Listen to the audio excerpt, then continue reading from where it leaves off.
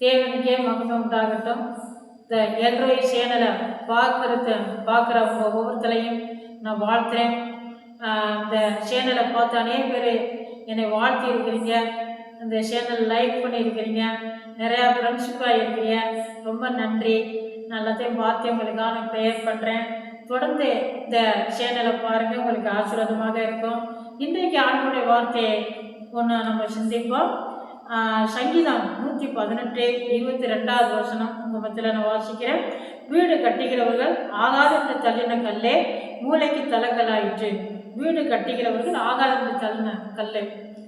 இதை கேட்குற அருமையான சகோதரில் கேட்கும்போது உங்கள் ஒவ்வொருத்தருக்குமே ஒரு உணர்வு உண்டாகும்.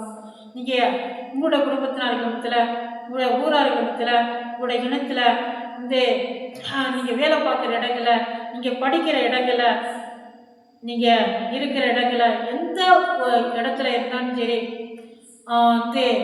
ஒரு இது உங்களுக்கு ஒரு கஷ்டத்தை கொடுத்துருக்கும். எப்படின்னு சொன்னாக்க உங்களை ஒதுக்கி வச்சுருப்பாங்க. உங்களை வேண்டாவற்பான்னு நினைப்பாங்க. ஏன்? நீங்கள் ஆண்டவரை ஏற்றுக்கொண்டது மட்டும் அவர்களுக்கு ஒரு வேண்டாவற்பாக இருக்கும். அல்லது நீங்கள் பொருளாதாரத்தில், வேலை வசதியில், சம்பளத்தில், உயர்வில் நீங்கள் ஒரு பெரிய ஆளாக இல்லை. நீங்கள் ஏழ்மையாக இருக்கலாம், ஏழையாக இருக்கலாம். அது நிமித்தம் உங்களை யாரும் மதிக்கலை, உங்களை ஒதுக்கி வச்சுருந்துருப்பாங்க. அதனால உங்களுக்கு மனசு கஷ்டமாக இருக்கும். ஆனால் ஒரு ஏற்ற நேரம் வரும், ஒரு குறிப்பிட்ட நேரம் வரும்.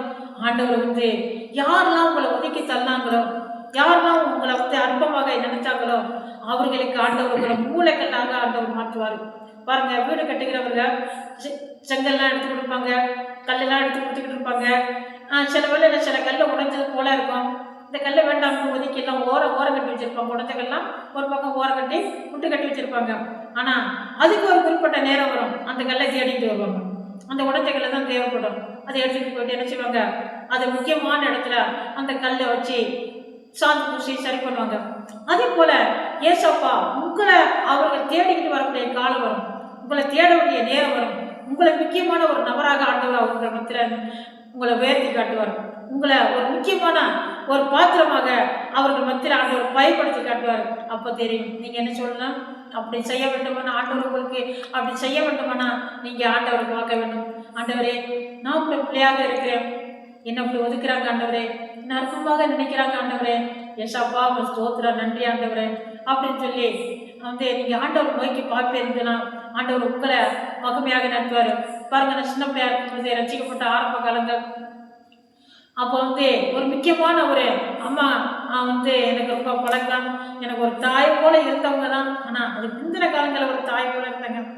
ஆரம்ப காலத்தில் அவங்களுக்கு நல்ல ஒரு பெரிய ஆள், பெரிய ஒரு சாபனத்தில் இருந்தவங்க.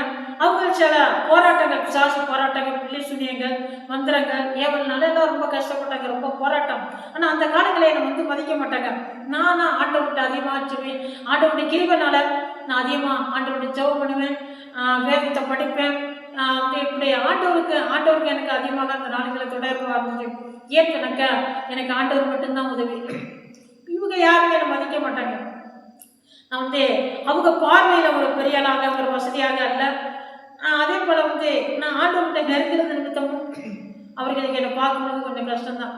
ஆனால் ஒரு நேரம் வந்துச்சு, இவர்கள் சரியான பிசாசு போராட்டத்தில் கஷ்டப்பட்டாங்க. அந்த நேரத்தில் அவங்களுக்கு உதவி செய்கிற யாருமே வரல, பணமும் வரல, பொருளும் வரல, பிள்ளைங்களும் உதவிக்கு வரல, யாரும் வரல. அந்த நேரத்தில் இவங்க என்ன செய்கிறாங்க, பிசாசுல போராட்டத்தில் கஷ்டப்பட்டு உருண்டு கிரண்டு ரொம்ப ஒரு மாதிரி அலற நேரத்தில் நான் போயிட்டு இயேசு கிறிஸ்துவின் நாமத்தினால விடுதலை உண்டாகட்டும், இயேசு நாமத்தினால போ பிசாசு அப்படின்னு சொன்னேன். பிசாசு போயிடுச்சு. அப்போ எல்லாரும் என்ன செய்கிறாங்க, அந்த அம்மாவும் விடுதலாகி எழுப்பி இருக்கிறேன்னு ஒரு மாதிரி பார்த்தாங்க. அதிர்ச்சியா, நீயா அப்படிங்கிற போல பார்த்தாங்க. சுற்றி நிற்கிறவங்களையும் என்னை ஒரு மாதிரி பார்த்தாங்க. அதிர்ச்சியாகி, நீனா இப்படி செய்த அப்படிங்கிற போல. அதுக்கு பிறகு அவங்க மத்தியில் என்னை ஒரு பிரியமான ஒரு பாத்திரமாக ஆண்டவர் மாற்றினார். எல்லாரும் நேசித்தாங்க.